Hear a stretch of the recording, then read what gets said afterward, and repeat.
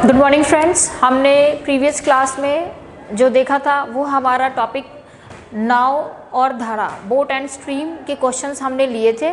जैसा कि हम जानते हैं कि जो टॉपिक आप जो भी थ्योरी आप टाइम एंड डिस्टेंस में यूज़ करते हैं उसी फॉर्मूले से हम आगे बढ़ते हैं बोट एंड स्ट्रीम में।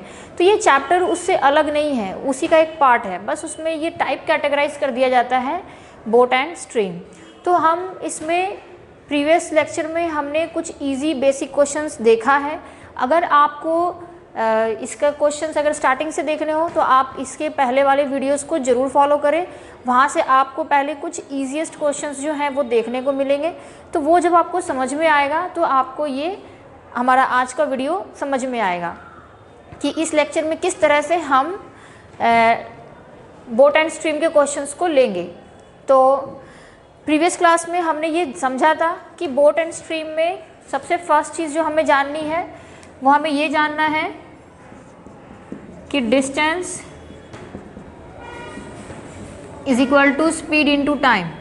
ठीक है, दूरी बराबर चाल गुना समय। तो ये तो हमें ध्यान रखना ही है। दूसरी बात जो हमें ध्यान रखनी है वो अपस्ट्रीम और डाउनस्ट्रीम, अपस्ट्रीम और डाउनस्ट्रीम। तो जब अपस्ट्रीम की बात करते हैं तो इसका मतलब है कि अपस्ट्रीम मोशन का मतलब है कि जो नाव है या कोई व्यक्ति है वो धारा की विपरीत दिशा में चल रहा है। तो वैसे केस में जब हम इसकी स्पीड की बात करते हैं तो आप क्या करेंगे कि बोट के स्पीड में से वाटर के स्पीड को माइनस कर देते हैं। और जब आप डाउनस्ट्रीम की बात करते हैं तो डाउनस्ट्रीम का मतलब होता है कि जिस धारा की जो गति है जिस दिशा में, उसी दिशा में बोट भी मूव कर रहा है। तो इसलिए जब आप डाउनस्ट्रीम की बात करेंगे तो बोट और वाटर दोनों की स्पीड को आप ऐड कर देते हैं। ठीक है, ये है इसका कंसेप्ट। और हमने पढ़ा था कि अगर हमें अपस्ट्रीम और डाउनस्ट्रीम की स्पीड दे दी जाती है तो हम वहाँ से डायरेक्ट बोट और वाटर की स्पीड निकाल सकते हैं। हमें पता है कि बोट की स्पीड ज़्यादा होती है, वाटर की स्पीड कम होती है। तो आप दोनों को ऐड करके 2 से डिवाइड करते हैं तो बोट, और दोनों को माइनस करके 2 से डिवाइड करते हैं तो वाटर की स्पीड आपको मिल जाती है। इसी कंसेप्ट पे हमारा ये पूरा चैप्टर आगे बढ़ता है। तो हम इसी में आगे बढ़ते हुए कुछ सवालों को आज हम अपने इस क्लास में लेंगे। तो मैं रिक्वेस्ट करूँगी जो भी बच्चे हमारे इस वीडियो को देख रहे हैं, अगर वो फर्स्ट टाइम देख रहे हैं तो आप प्लीज़ हमारे चैनल्स को ज़रूर सब्सक्राइब करें, क्योंकि इस तरह से बेहतरीन सवालों का कलेक्शन आपको यहाँ पर देखने को मिलेगा और ये आपको अपने कॉम्पिटिटिव एग्ज़ाम में बहुत ही हेल्पफुल होगा। ठीक है, तो मैं उम्मीद करती हूँ कि आप इस पूरे वीडियो को समझेंगे, पढ़ेंगे, और जहाँ भी आपको कोई समस्या होगी तो आप नीचे कमेंट बॉक्स में ज़रूर हमसे क्वेरीज कर सकते हैं। तो देखिए, हमारा आज का जो सवाल है हम उसको लेते हैं। इस क्वेश्चन में हमें दिया हुआ है the current of a stream run at the rate of 4 kilometre per hour. इसका मतलब कि जो धारा है, पानी की जो धारा है, उसका स्पीड आपको दिया हुआ है 4 किलोमीटर पर आवर। तो हम इसको W से डिनोट कर देते हैं। W से समझने में आसान होता है कि वाटर, W से वाटर, तो पानी की स्पीड 4 किलोमीटर पर आवर। अब यहाँ कह रहा है कि एक बोट जो है, नाव 6 किलोमीटर जाता है एंड कम्स बैक का मतलब होता है वापस वहीं आना, जहाँ से चले थे वापस वहीं आना। तो comes back to the starting point in 2 hours. 2 घंटे में कोई सफ़र है वो तय कर रहा है। अब मान लीजिए ये सफ़र है 6 किलोमीटर का, तो जा भी रहा है और वापस आ भी रहा है। तो 6 किलोमीटर जाता है और उसी पॉइंट पे वापस आता है कितने समय में? 2 घंटों में। यानी जाने और आने का टाइम आपको कितना दिया हुआ है? 2 घंटे। The speed of the boat in still water is. तो आपको जो निकालना है वो क्या निकालना है? बोट की स्पीड निकालनी है, हमें नहीं पता। सपोज आप थोड़ी देर के लिए x मान ले इसे। ठीक है, अब हम क्वेश्चन को सॉल्व करेंगे। तो क्वेश्चन में हम क्या सॉल्व करेंगे? हमें पता है कि किसी एक डायरेक्शन में वाटर मूव कर रहा होगा, मान लीजिए पानी की डायरेक्शन यही होगी, ठीक है ना। तो एक डायरेक्शन जो है मूव करने का वो अपस्ट्रीम हो जाएगा और दूसरा डायरेक्शन मूव करने का डाउनस्ट्रीम हो जाएगा। तो अपस्ट्रीम और डाउनस्ट्रीम दोनों का टाइम 2 घंटे है।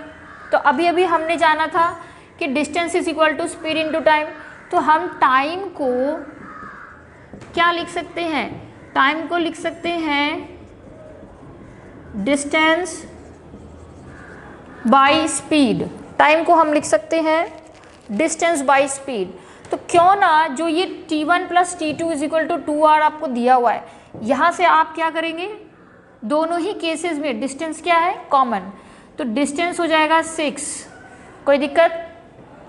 स्पीड, तो जब आप जाने का स्पीड कैलकुलेट करेंगे, यानी कि अगर आप डाउनवर्ड डायरेक्शन ले रहे हैं तो दोनों स्पीड ऐड हो जाएंगे, ठीक है। तो हमने एक बोट का x ले लिया और वाटर का 4। फिर जो नेक्स्ट डिस्टेंस है वापस आने का वो भी 6 ही है, डिस्टेंस तो चेंज हो नहीं रहा।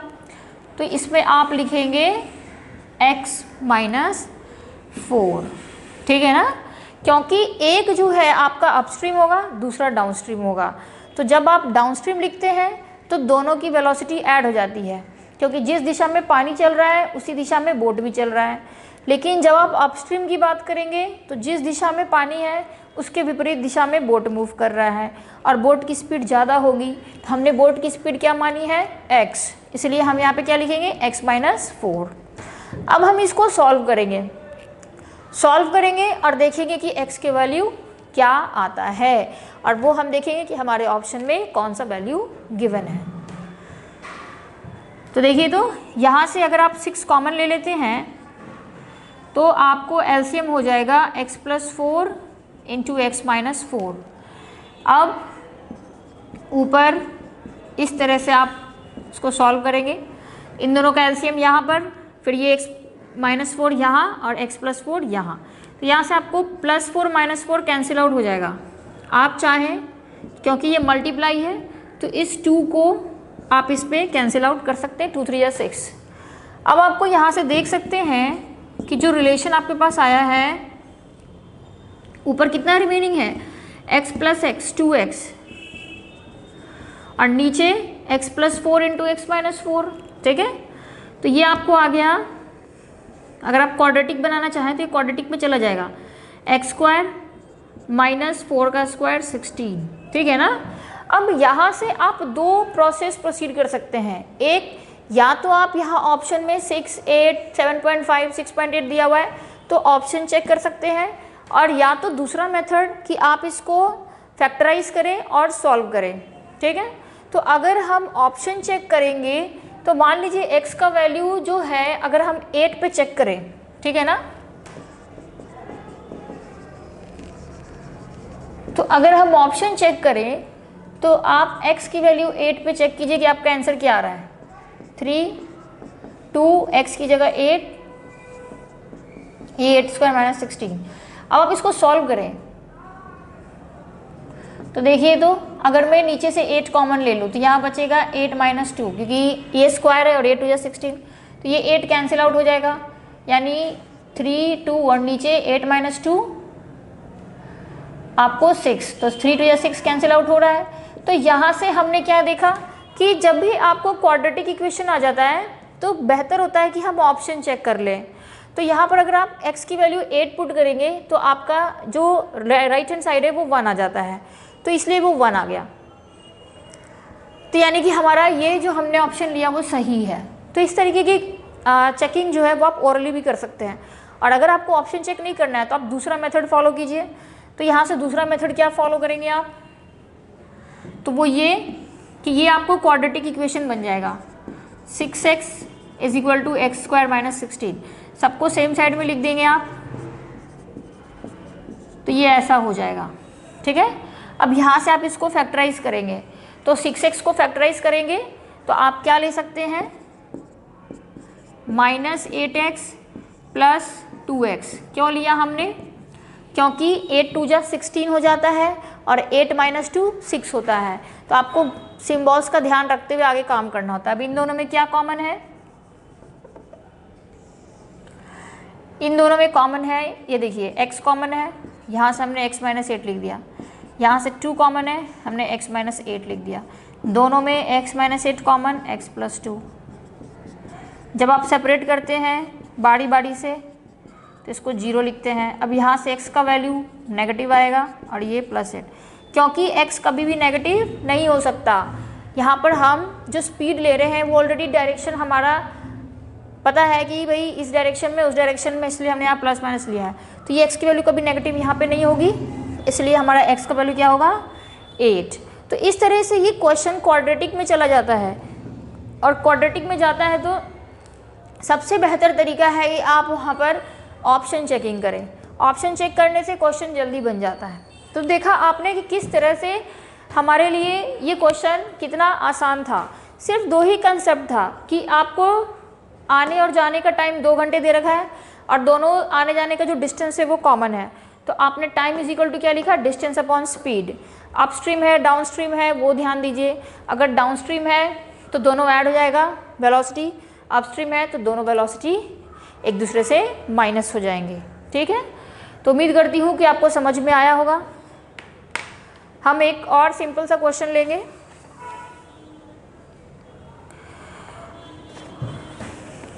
इसी तरीके का एक और सवाल है, सेम यही कंसेप्ट आपको इम्प्लीमेंट करना है।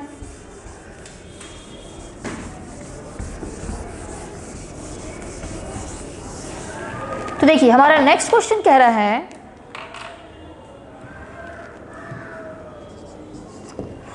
हमारे पास नेक्स्ट क्वेश्चन है a man can row 30 kilometre downstream में 30 kilometre and return in a total of 8 hours. 8 घंटे, कुल 8 घंटों में यह वापस आता है, return. If the speed of boat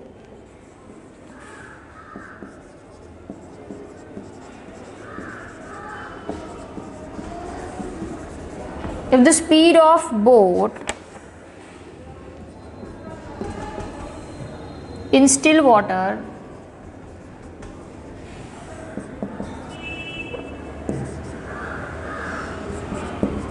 is 4 times the speed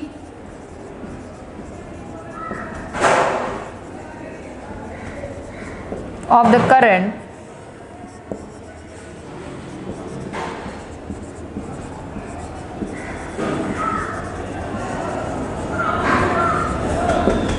then the speed of the current is, हमारे पास ऑप्शन दे रखा है 1, 2, 4 एंड 3। ये है हमारा ऑप्शन। ठीक है,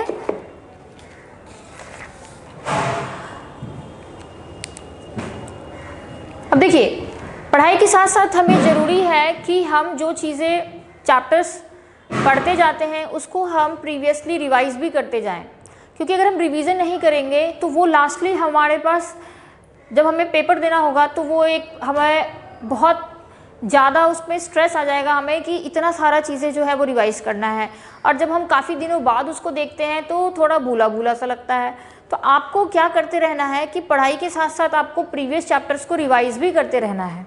ठीक है, और अगर आपको लगता है कि मुझे इस टॉपिक का कोई डिस्कशन हो जाता, ये मुझे टफ़ लगता है इसका पार्ट, उसका डिस्कशन हो जाता, तो वो भी आप हमारे नीचे कमेंट बॉक्स में कर सकते हैं कि अगर आपको किसी पर्टिकुलर टॉपिक का भी डिस्कशन चाहिए हो तो हम उसको प्रोवाइड करा सकते हैं।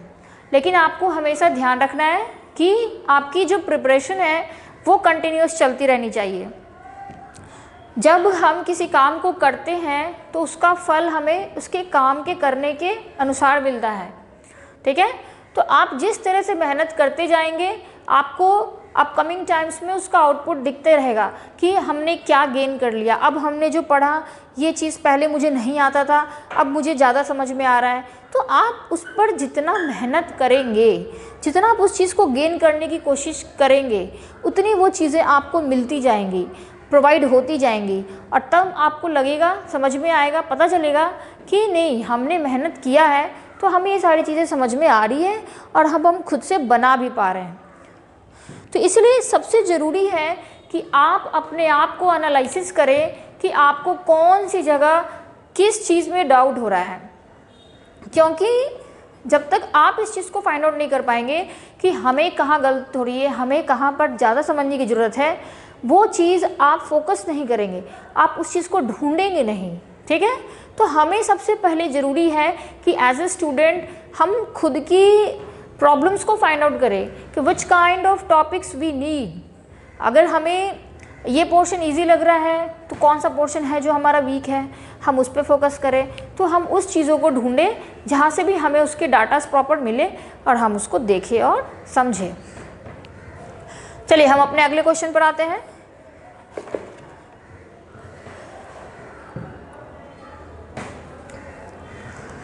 तो देखिए इस क्वेश्चन में थोड़ा सा मैंने स्लाइटली वेरिएशन किया है। क्वेश्चन पढ़ेंगे, यहाँ पर है कि एक व्यक्ति 30 किलोमीटर डाउनस्ट्रीम जाता है और वापस आता है कितने घंटों में? 8 घंटे में। तो क्वेश्चन कुछ ऐसा ही हो गया। पहले प्रीवियस क्वेश्चन में डिस्टेंस 6 था, इस क्वेश्चन में आपको डिस्टेंस है 30 किलोमीटर। प्रीवियस क्वेश्चन में दोनों का टाइम ऐड करके था 2 घंटे, इसमें आपको टाइम है 8 घंटे। ठीक है ना, तो कुछ इसी तरीके का सवाल है, लेकिन वेरिएशन कहाँ है? इस क्वेश्चन में आपको फिक्स था कि जो वाटर है उसकी स्पीड है 4, लेकिन जो बोट है उसकी स्पीड फाइंड आउट करनी थी। लेकिन इस क्वेश्चन में देखिए क्या दिया हुआ है, बोट की स्पीड 4 गुनी है किससे? पानी से, 4 टाइम्स। तो बोट वाटर की स्पीड से 4 गुना तेजी से चल रहा है, यानी कि अगर वाटर की स्पीड 4 होगी ना तो बोट की 4 4 16 हो जाएगी। यदि अगर करंट वाटर की स्पीड अगर 2 होगी तो बोट की हो जाएगी 4 2 8। क्या आप इस बात को समझ पा रहे हैं? तो ये आपको रिलेशन दिया हुआ है, दोनों की स्पीड में रिलेशन दिया हुआ है, और फिर आपसे वाटर की स्पीड पूछी गई है। तो क्वेश्चन थोड़ा थोड़ा सेम है, बस इसमें स्पीड को रिलेट कर दिया गया है, दोनों की स्पीड्स को रिलेट कर दिया गया है। तो आप क्वेश्चन बड़े आसानी से बना सकते हैं। अगर जैसे आपने इसको समझ लिया तो प्रोसीड तो यही करना है आपको, तो आपको ये समझ में आ रहा होगा कि हमें किस तरह से प्रोसीड करनी है।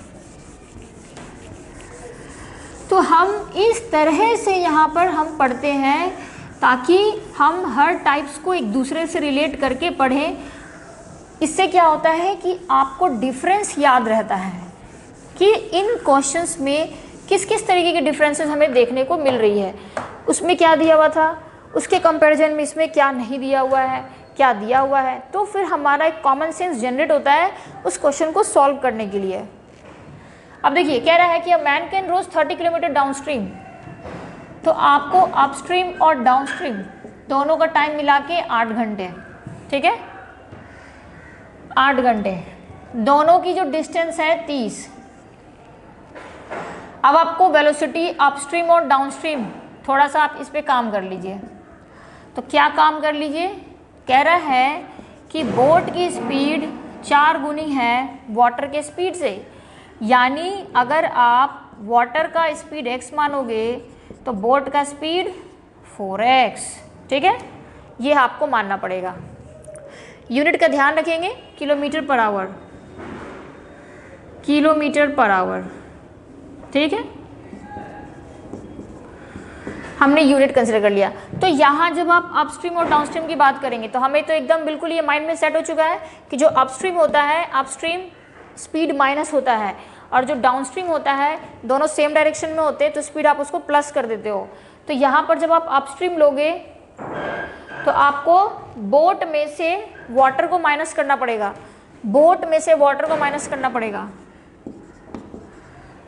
जब आप डाउनस्ट्रीम लेंगे तो बोट और वाटर को ऐड करना पड़ेगा। अब आप यहाँ से क्या करेंगे? सॉल्व करेंगे और x की वैल्यू फाइंड आउट करेंगे। तो देखिए, तो अगर मैं 30/x कॉमन ले लूँ, 30/x कॉमन ले लेंगे तो यहाँ बचेगा 1/4 - 1 3, यहाँ बचेगा 1/4 + 1 5। ठीक है, अब आप चाहें तो कैंसिल आउट भी कर सकते हैं, लेकिन थोड़ा सा आप सॉल्व करने के बाद कर लेंगे। तो 5 और 3 का एलसीएम क्या हो जाएगा 15, तो यहाँ 5 और यहाँ पे 3। तो देखिए तो ये क्या आ रहा है 5 + 3 8 और नीचे x × 15। क्या हम यहाँ से 8 कैंसिल आउट कर दें, 8 बन जाए 8। अब आपको यहाँ से x की वैल्यू क्या मिल रही है 15 2 जा 30, तो यहाँ से 2/x 1 आ रहा है। इट मीन्स x की वैल्यू क्या हो गई, x की वैल्यू हो गई 2, x की वैल्यू 2 km/h। तो हमसे पूछा गया था speed of current, speed of current ही तो x है, यानी हमारा आंसर क्या है 2 km/h। तो प्रीवियस क्वेश्चन से ये क्वेश्चन आसान ही था, क्यों, क्योंकि वहाँ पर रिलेशन नहीं था, तो वो क्वेश्चन आपको डायरेक्ट वहाँ पे क्वाड्रेटिक बन गया। लेकिन इस क्वेश्चन में क्या हुआ, इस क्वेश्चन में क्वाड्रेटिक नहीं बना, इसमें ये बहुत ही आसानी से सॉल्व हो गया।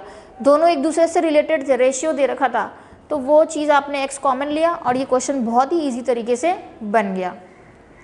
तो देखिए जब हम क्वेश्चंस, सबसे फर्स्ट है कि हमें चैप्टर्स के थ्योरीज को समझना है कि on which basis these questions are depending. Then after going through the theories you have to go through the type of questions, which type of questions came in the exam.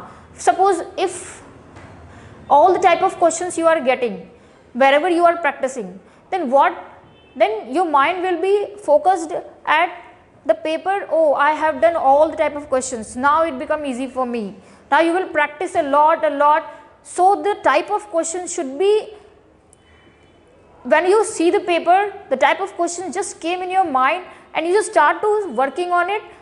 You know, I know the questions, I have done it, so it doesn't take a time to understand the problems, and then your accuracy and your speed will give you the output which you was waiting for. So इस तरीके से आप questions को पढ़ेंगे कि हर तरीके की questions आपको प्रैक्टिस हो जाए, हर तरीके की सॉल्यूशंस आप कर पाएँ, ठीक है ना। और तब आपको अपने कॉम्पिटिशन्स में बैठने का, अपीयर होने का, आप में जो जज्बा रहेगा, जो ताकत रहेगी, इतनी बढ़ जाएगी कि ऐसा भी हो सकता है कि आप 1 घंटे का पेपर 15 मिनट पहले ही कर लो, 15 minutes you will get to revise the paper. So इस तरीके की स्टेमिना और एनर्जी के साथ जब आप पढ़ेंगे तब आपको उसमें आपको अपनी एनर्जी पता चलेगी, अपना आउटपुट दिखेगा और सब कुछ जो आप चाहते हैं, ठीक है। चलिए तो आज का क्लास हम यहीं पर स्टॉप करते हैं। और भी अगर आपको किसी तरीके की टॉपिक्स का आपको क्लासेस चाहिए हो तो आप हमें नीचे ज़रूर लिख सकते हैं, शेयर कर सकते हैं, ताकि हम उस पर और फोकस करते हुए वीडियोस को आपके लिए प्रोवाइड करें। Thank you.